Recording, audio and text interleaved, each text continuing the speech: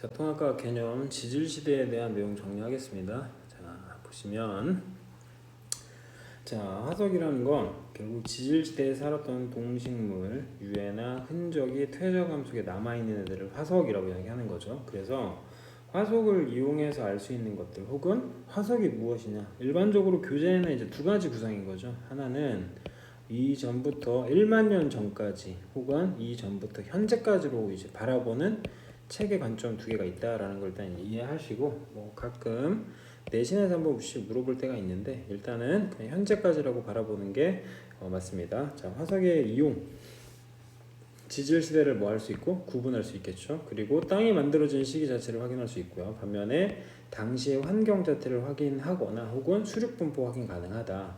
자, 지층이 윤기 위로 올라가는 걸 이야기하는 거고, 그리고 생물의 진화 과정을 확인할 수 있다. 이런 다양한 것들을 결국 우리가 이야기하는 화석을 통해서 확인할 수 있는 거죠. 해서 화석의 생성 과정에는 결국 뼈나 껍질, 즉 단단한 부분이 존재해야 되겠죠. 그리고 이 지질 시대를 구분하는 거 앞서 이야기했지만 지구 탄생 대략 얼마? 46억 년 전부터, 그쵸, 교재는 현재까지로 되어 있는데 어떤 책에는 1만 년 전까지다 이렇게 나와 있기도 합니다. 해서 화석이 거의 발견되지 않은 시기는 성캄브리아대. 성캄브리아대는 자, 앞서 이야기했던 뼈나 껍질, 진화가 아직 덜 됐으니까 이런 애들이 별로 없겠죠. 그리고 오랜 기간 동안 대규모의 지각 운동에 의해서 이런 애들이 남아있기가 힘든 상황인 거죠. 반면에 이제 종 자체가 분화가 되고 진화되면서 개체수 자체가 이제 증가하는 과정 속에서 화석이 많이 만들어질 수 있겠죠. 해서 고생대나 중생대, 신생대에는 화석이 많이 발견된다 정도. 두 번째, 교재에 나오는 화석의 종류는 하나 표준 화석도 하나 시사성 화석이 있는데, 그냥 그래프 가지고 약간 장난을 치면 자, 이렇게 C라고 적고, 그러면 X축은 누구? 이렇게 X축은 아무리 봐도 면적, Y축은 아무리 봐도 시기. 됐죠? 그래서 C라고 적었을 때 면적은 상대적으로 좁은데 기간 자체가 긴 곳을 바로 시상화석이라고 하는 거고, 여기다 이렇게 표라고 적으면 면적은 상대적으로 넓은데 기간이 짧은 애를 표준화석이라고 이야기하자 해서 조건상 두 가지가 존재하겠죠. 면적과 기간, 즉 면적 자체가 넓은 거 표준화석, 기간 자체는 상대적으로 보다 좁다. 그쵸? 그리고 시상화석의 경우는 일부 지역에서 나오는 애인데 생존 기간 자체가 길기 때문에 이 친구는 기후를 확인할 수 있겠죠. 기후. 그쵸? 그래서 둘을 굳이 비교했을 때 더 중요한 건 선생님은 시상화석이라고 생각합니다. 시상화석 대표적인 예시 고사리, 산호, 조개 반드시 알아야죠. 고사리는 따뜻하고 습한 육지, 산호는 그쵸, 따뜻하고 얕은 바다 기억하셔야 되고요. 자, 조개의 경우에는 얕은 바닷가가 된다. 반면에 고생대에서 이제 메인 삼엽충과 방추충을 모르면 안 돼요. 이건 고생대. 그리고 중생대에는 암모나이트 공룡, 신생대는 합배석과 메마드 등이 있다라는 거 이해하시면 될 것 같습니다. 자, 다시 화석에 대한 정의인 거네요. 그래서 유기물 자체가 이제 완전히 분해되지 않죠. 그래서 형태가 남는 거를 이야기한다 정도 기억하시면 될 것 같고, 각각 동물의 껍질 같은 애들 있죠. 그치? 그 친구들이 어떤 물질로 구성되느냐에 따라서 이제 각각 상황이 달라질 수 있다라는 거. 자, 이제 첫 번째 나올 수 있는 문제의 유형이겠죠. 그냥 커다랗게 이렇게 기간을 끊어버린다. 그래서 특정 시기를 오버하는 케이스. 특정 시기를 이렇게 오버하는 케이스가 바로 시상화석이 될 확률이 높은 거고, 반면에 특정 시기에만 존재하는 애들은 표준화석이 된다라는 거 알고 계셔야 되겠습니다. 되셨죠? 다음, 자, 지질시대 생물의 이제 생활 환경을 조사하기 위해서 공룡알, 스트로마톨라이트, 조개, 삼엽충 등이 존재한다. 스트로마톨라이트가 중요하죠. 사이아노박테리아가 화석이 된 케이스, 시아노박테리아, 사이아노박테리아, 그렇죠? 남세균이라고 이야기하는 애들 알고 있어야 됩니다. 자, 반면에 화석의 역할은 과거 환경과 환경 변화에 중요한 영향이 된다. 그래서 히말라야 정상에는 두꺼운 석회암이 존재한다라는 걸 알고 계셔야 될 것 같고, 자, 그리고 지질시대의 환경과 생물이라고 되어 있는데 해당 내용 다 암기해야 되죠. 무조건 암기해야 됩니다. 선캄브리아대는 46억부터 5.4, 2.5, 0.66 기억하시면 되겠습니다. 다시 5.4, 2.5, 0.66 기억하시면 될 것 같고, 성캄브리아 시대의 경우에는 방금 이야기했던 남세균, 사이아노박테리아가 존재한다. 그리고 이제 화석의 형태 두 가지가 존재하는데 하나가 스트로마톨라이트, 또 하나가 에디아카라 동물군. 다시 스트로마톨라이트, 에디아카라 동물군. 그래서 각각 시생 이온으로 이렇게 나눌 때 이제 분류를 할 때도 있고, 이들은 단세포 생물이고 에디아카라 동물군은 그냥 해파리라 생각하면 되죠. 다세포 생물에 해당된다, 혹은 해조류에 해당된다라는 거 기억하시면 되겠습니다. 반면에 고생되는 대규모의 지각 변동이 있었죠. 그치? 그러므로 판게아가 가장 먼저 눈에 띄어야 되고, 또 하나 빙하기가 도래했다라는 점 잊지 않으셔야 됩니다. 이해되셨죠? 그럼 얘는 이제 결국은 대멸종이 일어나겠죠. 미리 언급하자면 대멸종을 사자성어로 이야기하면 고삼중이, 고생대 3번, 중생대 2번, 고삼중이. 그러면 이 세 번째하고 총 개수로 이야기하면 세 번째하고 다섯 번째가 중요한데, 세 번째는 누구? 고생대죠. 고생대는 화산폭발 기억하시면 될 것 같고요. 혹은 판의 이동, 판의 경계가 이렇게 무너졌다. 중생대 2번은 공룡은 뭐 맞고 죽었다? 돌멩이 맞고 죽었다. 공룡은 중생대니까 돌 맞고 죽었다. 운석이 떨어져서 죽었다라는 거 기억하시면 되겠죠. 자, 정리합니다. 다시 성캄브리아 시대의 화석 두 가지 두고, 하나가 스트로마톨라이트, 또 하나가 에디아카라 동물군. 자, 이때 남세균이 등장했고, 이 남세균의 호흡의 양에 의해서 산소의 양이 증가했다. 고생대의 경우에는 두꺼운 오존층이 형성됐겠죠. 그러면 육상생물이 당연히 나와야 되는 거고, 종 자체가 매우 많이 급속도로 증가하겠죠. 그래서 척추동물이 있고요. 판게아가 형성됐고 빙하기가 도래됐다라는 거 잊지 않으셔야 됩니다. 자, 중생대에는 앞서 이야기했죠. 그렇지. 얘는 빙하기가 존재하지 않습니다. 그래서 이산화탄소의 농도 자체가 증가하기 때문에 빙하기가 존재하지 않는다. 또 하나 공룡 같은 파충류가, 그렇지. 그리고 거시식물, 그러니까 식물을 식물대로, 동물 동물대로 이제 이해를 하셔야겠죠. 자, 파충류, 그 다음에 거시식물. 반면에 신생대의 경우에는 포유류의 시대겠죠. 그리고 씨를 막 뿌리다가 이제 씨방으로 감싸면 속시식물이 나왔다. 그리고 빙사간삼, 빙하기 3번, 빙하기 4번, 간빙기 3번이죠. 빙사간삼 이렇게. 반면에 중생대의 경우에는 누가 없었다? 빙하기가 존재하지 않았다라는 맥락 기억하시기 바랍니다. 이해되셨죠? 스트로마톨라이트 됐죠? 남세균의 흔적 화석이라고도 이야기하는 거고, 암모나이트는 중생대, 중학교 때부터 많이 나왔던 거고요.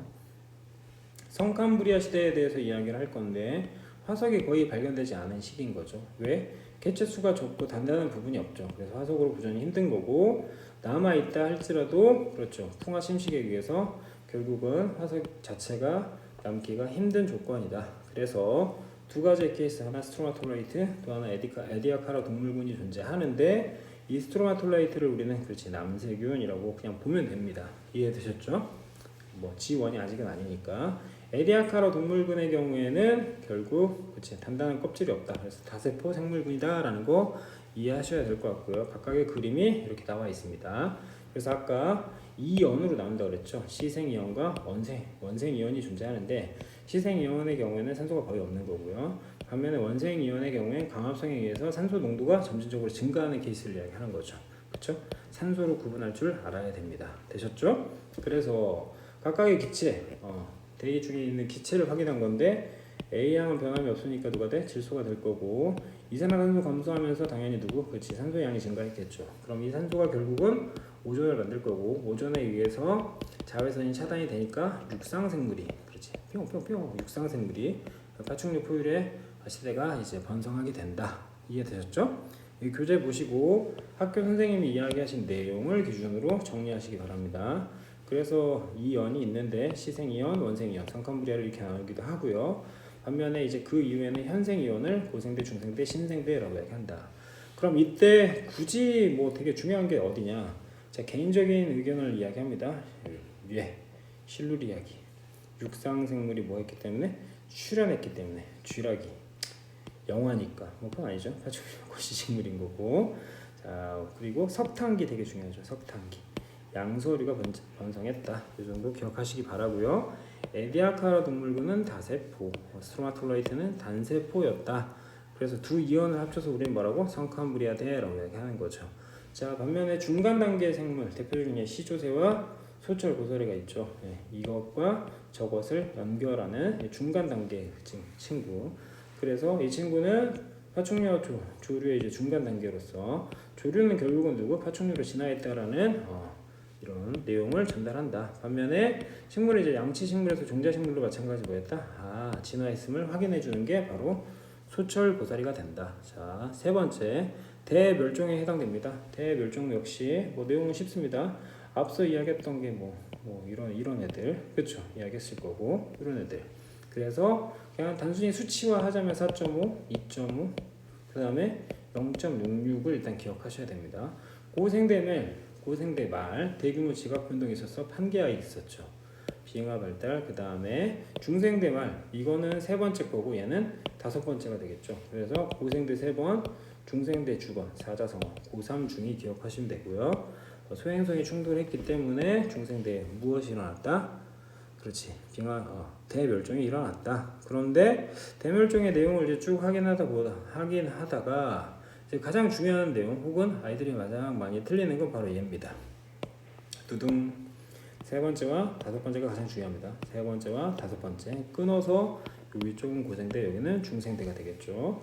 자, 보십시오. 급격하게 변한 지구 환경에 적응하지 못한 생물은 뭐했어? 멸종했죠. 그러나 새로운 환경에 적응한 생물은 뭐야? 다양한 종으로, 정리합니다.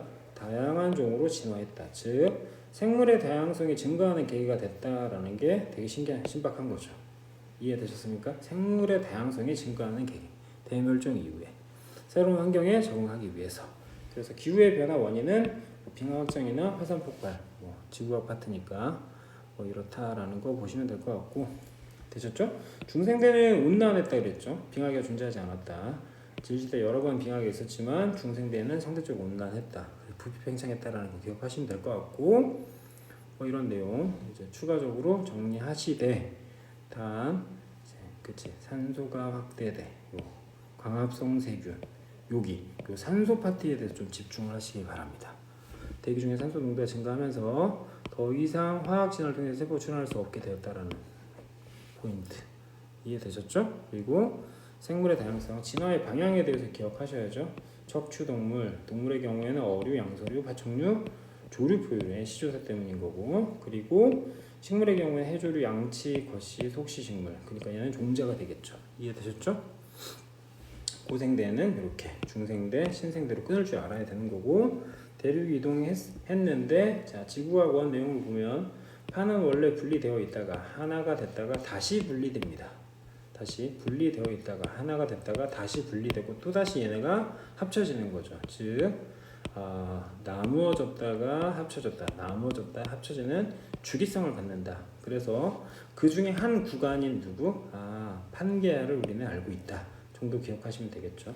그래서 고생대 말에는 대규모의 지각 변동이 일어나는데 그게 바로 뭐가? 판게아가 형성이 됐고, 판게아 형성되면서 화산활동이나 기타 등등의 다양한 조건들이 일어났겠죠. 그럼 이후에 이 땅 자체가 이렇게 나누어진 거고, 점진적으로 막 벌어져서 이후에 새로운 대륙이 만들어질 가능성이 있다. 이 정도 기억하시면 되겠습니다. 부정합이나 기타 등등은 추가로 혹여나 이제 정리하게 되면 다시 한번 요약 정리하겠습니다. 해서 산소 농도에 대해서 꼭 기억을 하셔야 됩니다. 산소 농도. 광합성 세균, 철수산, 그치? 산소호흡 세균이 존재하고 진핵생물이 존재했다. 그 이후로 2.5, 그쵸? 이 친구 이후에 이제 또 다시 지질 시대가 바뀌었다라는 거 기억하시면 되겠습니다. 내용 보시면 문제는 거의 대부분 중등 수준이죠, 사실. 수능 모고 형태이긴 하지만 거의 중등 수준의 내용이다. 그쵸? 내용 암기가 되게 중요한 거고, 스트로마톨라이트 기억하셔야 되고, 지사학 원리, 그러니까 아래에서부터 만들어지고 같은 층의 경우에는 그쵸? 뭐가 같다? 시대가 같다라는 거 인지하셔야 되고, 삼엽충암 일단 고생대 말 떠올라야 되겠죠. 삼엽충 거의 대부분 수능 모의고사에 나와 있는 내용을 봤더니, 자 다시 볼까? 그쵸? 삼엽충이 되게 많이 나오죠. 고생대 말이니까. 그리고 대멸종 고3 중이 얘는 세 번째, 얘는 다섯 번째, 얘는 세 번째, 얘는 다섯 번째 종이 번성했다라는 거 기억하시면 되겠습니다. 지구와 권 내용으로 다시 한번 마무리 정리하겠습니다.